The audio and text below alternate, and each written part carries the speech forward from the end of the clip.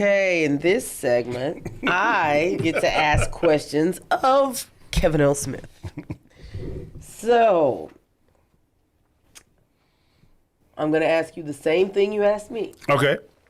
What's your favorite food? My favorite food. All right, I would not admit to this to anyone, especially to your dad, but I like fried chicken. I'm a big fried chicken fan. Really? That's one of the things that Is that why you always eat oven fried chicken when I make it? I eat oven fried chicken because I'm older and, I make it oven fried. It's healthier on my heart, hopefully healthier on my waistline. So, but I do like fried chicken. I know it fits a stereotype, but I love fried chicken. What's the food that you hate the most? The food that I hate the most? That you don't like? I don't like here now. Never mind. I can't say. I was going to say. I would say the food that I. What you were going to say? A certain chain that my daughters like to go to every day. Once or twice is okay, but every day. But no, like I would say a food that I really don't like that much is. I don't know. I hadn't met any food that I don't like. Look at me, right? I mean, be quiet. I got weight everywhere, right? So I would say a food that I'll tell you what I don't like. I don't like certain cookies. I don't like and I know old people are going to be upset about this. I don't like tea cookies. And that's just, really? I don't like those tea cakes? I don't like tea cakes. I don't like them. I don't know. I don't care who. I didn't know that about tea cakes you. are a put cookie. You out on the street for that. In my mind, it's a sugar cookie, but they say it's not a sugar cookie. It's not. It doesn't have sugar all over it. I don't like that cookie. Everybody makes it. Tiffany makes it during the holidays. Her aunts make it during the holidays. My mama tries to make it. Well, it's something that people make. It's not terribly sweet, so no, because he likes things that are really sweet. I do not. Okay, I do got the sugar tooth. All right. Yeah, you do. I have the sugar tooth. Yeah, sorry, you do no have gots. All right. So what's the next one?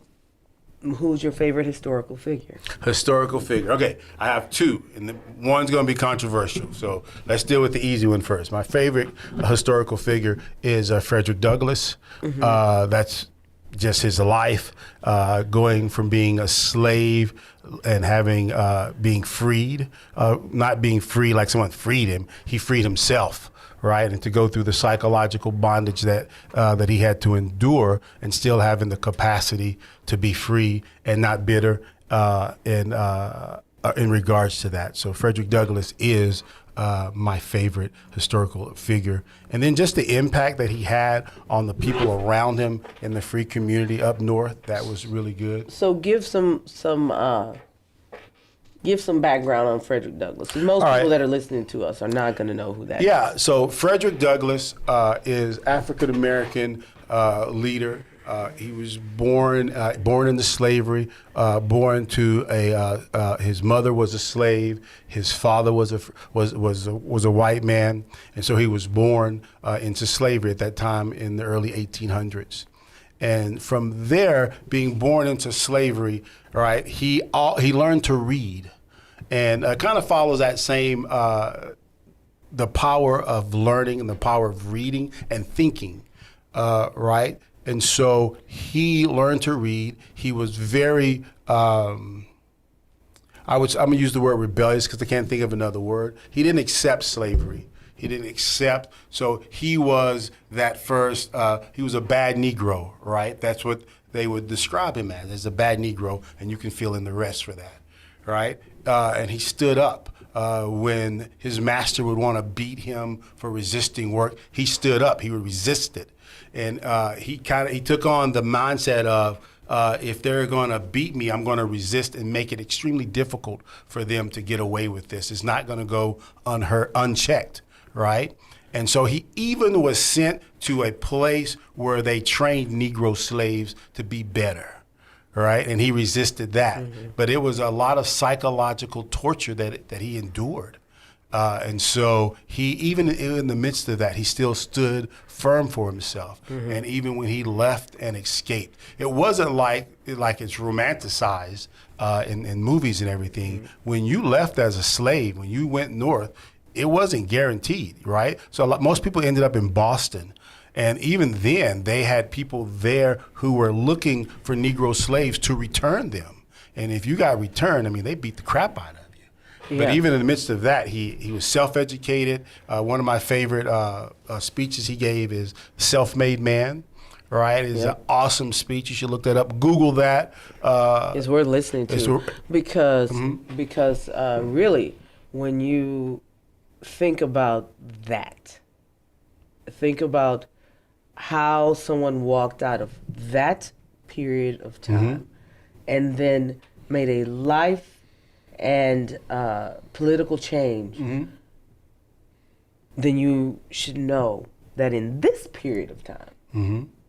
But he still believed. But he still believed in the Constitution. He still believed in the ideals of America. Still believed even in the midst of this nation. So here, and even so, you'll see in a lot of his writings, rather, and he owned the newspaper, the equivalent of an internet, right? So he still believed in the ideals of America. When a lot of the people around him were like, "Hey, let's burn the Constitution down," he was like, "No, the document itself is a good document. The ideals that it embodies are good," because you also have to realize is that he understood the context in which he was in, which was, if you compare America to where he was in time, right, compared to everything that was before him, the ideals that they put forth in the document itself were good. The ideals were good, that all men are created equal. And so really all he was asking for was the application of the document, application of these values to everyone. Fair application, the same thing that people are saying right now. Yeah, it's the same thing. Same thing. And so I use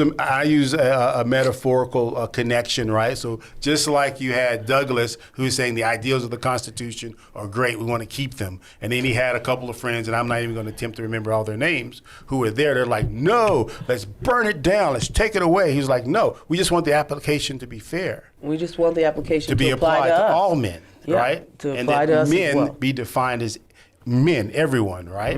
In that sense. So just like today, we have people who are like, "Let's get rid of America. It's got no. Hold your roll, slow your roll, right?" That's right. So, pump your brakes, kids. Pump your brakes on that one, right? So now you're telling me that now I get to participate in capitalism unrestrained, right? And I know some people say it's got issues. Yeah, we can work through that through legislation. Every nation, but it's a good system. Issues. But it's a good system, and the issues, from my viewpoint, that people are complaining about are minor. That's right. Or minor when you take it in the full context of everything. So, and those you want to call in, please do so and argue with me based on fact, and you will not win. I guarantee you. Okay. So that's the first person I like.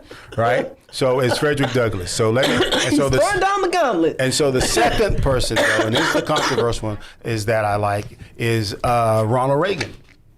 And I have a big picture of Ronald Reagan. And I know people get upset and they talk about the war on drugs and everything. And we can debate that nuance, right? But you've got to realize when Ronald Reagan came in, America was at a low point. And I tell this story, right? I remember my father was working, and I think we were out of jobs. He was in transition, right, into trying to get a stable job. And it was under Jimmy Carter. And he had some colorful things to say about Carter, but I'll leave that alone. But under Reagan, it came in, and from my dad's viewpoint, is that it was Reagan who changed the economic situation, right, for him, and he had employment, et cetera, from that viewpoint. But when you also step back from Reagan challenged a view of the world that was dominant, right, which was the best way to deal with the Soviet Union was that of appeasement. And I'm not a big appeasement guy at all, not in anything, just not the neighborhood I grew up in. But he did something that people thought was crazy, and it appealed to me, right? And he just said, the Soviet Empire is evil. And oh my God, I mean, it just threw everybody a curveball. Like, oh my God, he's just inciting them, and he decided that we're going to take them on. Because we never heard a politician speak directly to someone, speak directly and forthrightly about someone that was our opposition. There was always the diplomacy and I guess Melba-Toast language. Yeah, there was a lot of Melba-Toast language that was used. But when he stood and he called it the evil empire, when he had this sense, and it was just like, he had this sense of, for lack of a better word, moral clarity. Yeah. And we didn't see that prior. Everyone was like, well, I think, blah. So that influenced me a lot, those two men, Fredrick Douglass and Ronald Reagan, because they had this sense of what was right and what was wrong. And they went through that, and that's what they stuck with. Now, everybody has issues, right? And we can debate those. But in my mind, those two individuals are my favorite two historical figures. Interessante. Yeah, which is why I have books on both. Yes, you do. And probably a runner-up would be Grant. Yeah, General Grant from Ulysses S. Grant would be the third one. Interesting. So what's your act of kindness that someone did that they didn't have to do for you? Act of kindness. Last week, I know I shared with Kathy Spencer. That was an act of kindness because I moved, and I'll tell you, I didn't go into detail with this, but we had moved from my small hometown, Rotan, to an even smaller place called Roby. So there's about 10 miles between the two of us. There's a lot of Rotan's pretty small. Yeah, and there's a lot of rivalry between them sports-wise, right? But what Kathy did for me was open my eyes to the actual process of how to get into college. And I met her in the 5th grade. Yeah, it was the 5th grade. And she, in essence, took me by the hand from the 5th grade through my senior year and walked me through all of the things that I needed on a college transcript and on a college application, not a college application, a college application and a scholarship application. She walked me through everything that I would need to add and have on those applications.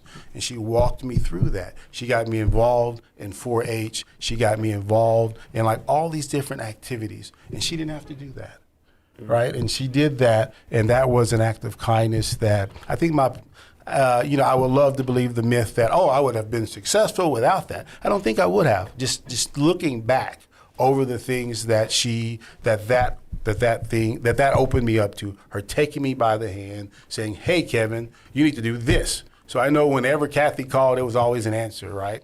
And that was an act of kindness that she didn't have to do for me, but she did. Right. And even through the ups and downs, she guided me through that whole process of, hey, you need to do this. Hey, you need to do this. They're going to be looking for this. They're going to be looking for that. So whatever she said do, I did. Right. I didn't challenge it. If Kathy said do it, we did it.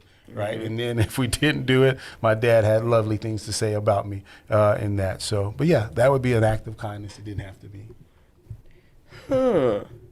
So, well, who is the most influential non-family member? Non-family member directly involved with my life. I would say my whole hometown of Rotan, Texas.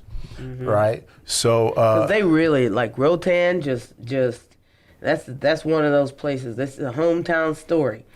It is, right? So I'm a big rap music fan. I know sometimes it sounds like a contradiction. I like Ronald Reagan and I like rap music and deal with it, right? Well, people are nuanced. So I'm a big rap fan, and there's a rapper named Young Dolph, and he has a song, and there's a line in there. He says, "These streets are what raised me."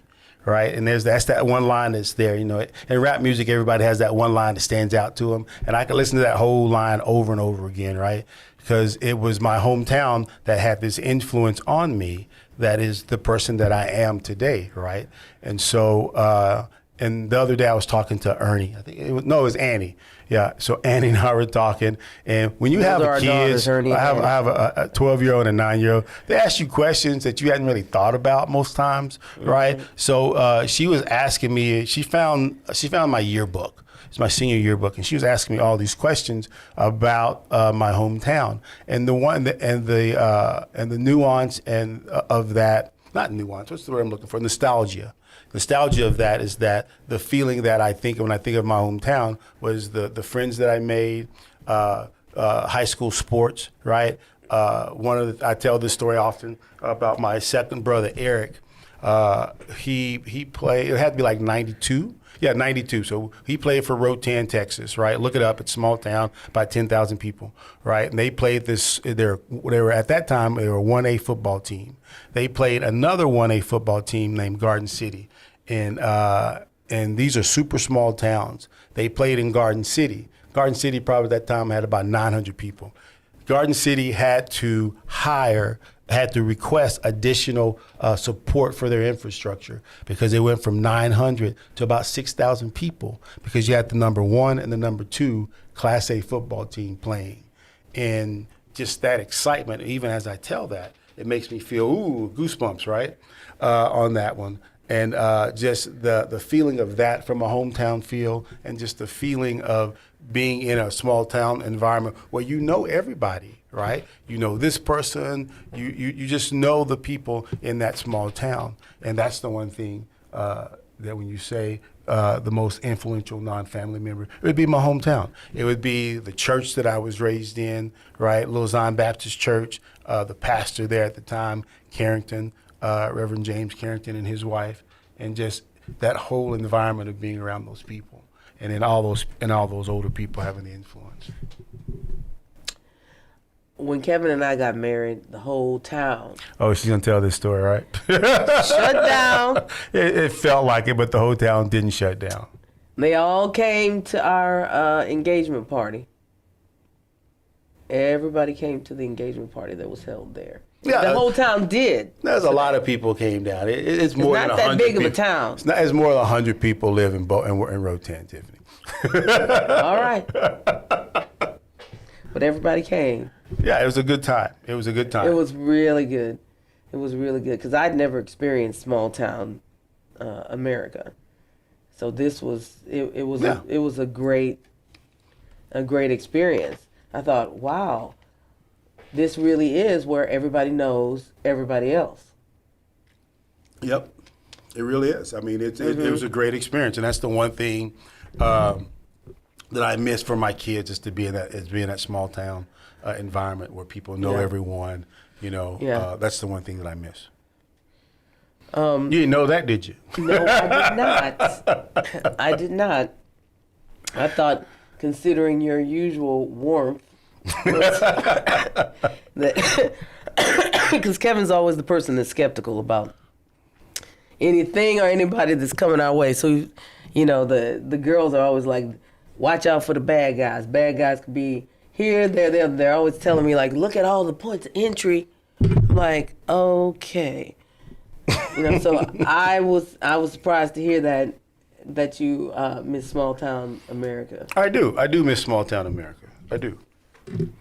Well, we can go visit. Yeah. What's your most memorable high school moment? For me, athletics. That's the most memorable. Just athletics in general. Playing football in West Texas was a good experience, right? So being on a winning team, right? Even it's just there's nothing like it. I mean, the one of the books I read in college. Perking up, y'all. I am perking up, right? Was up. Friday Night Lights, right? And so I knew most of those guys, right? So most of their kids. In fact, one of the guys who played for the team, his kid did an internship with me. I was like, hey, his name sounds familiar. I said, is your dad so and so? He's like, yeah, my dad is this person, and I knew exactly who he was, right? But Texas. Football, there's nothing like it in the world, especially if you're part of it and you get to play sports. I mean, it is an awesome feeling. You are, in essence, your hometown hero, and just the feeling of it. You're playing, and the lights and family coming out to support you. That first season, you know, and then if you make the playoffs, oh my God, it's a riot.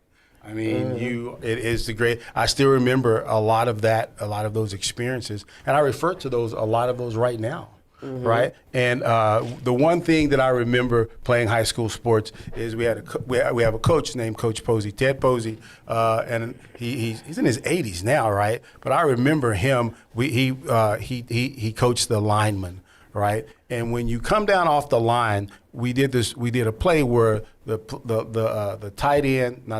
guard and the tackle on the left side pull down the line. And what that means, Tiffany, is they come down the line, and what they're doing is it's essentially a fake, right? Where you're letting this guy come in on the right side, but you're going to block him out, and your running back's going to hit that and it's going to go and do pretty well, right? And there was a kid who would not get his tail down, right, to run, because if you stand up, the linebacker's going to step in and smash you in the mouth and block you up.